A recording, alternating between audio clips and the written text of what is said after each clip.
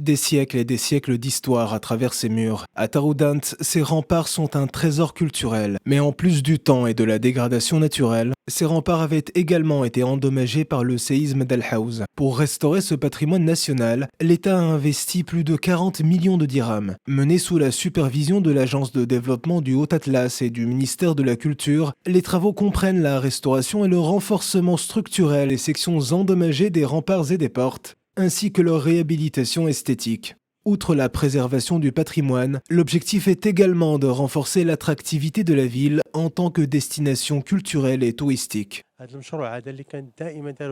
La restauration et la réhabilitation des remparts historiques est l'un des projets majeurs entrepris dans la ville suite au séisme d'Al Hawz. Cela met en avant la valeur symbolique et culturelle des remparts qui font partie intégrante de la mémoire et de l'identité urbaine de Taroudant.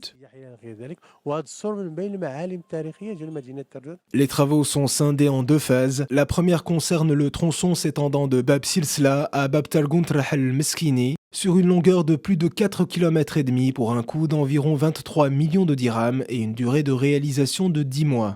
La deuxième phase concernera la section s'étendant jusqu'à Bab Zargan sur une longueur de près de 4 km pour un coût de 16 millions de dirhams. Durant la restauration, tout sera mis en œuvre pour respecter le style architectural authentique des remparts. Le ministère a notamment opté pour des matériaux traditionnels. La collaboration étroite entre les différentes parties prenantes garantit le respect des normes techniques établies pour la restauration des sites historiques et la préservation des caractéristiques architecturales et des portes authentiques des remparts. Ce projet rappelle que la protection du patrimoine est une responsabilité collective et la reconstruction après une catastrophe doit être l'occasion de renforcer l'identité et de préserver la mémoire collective.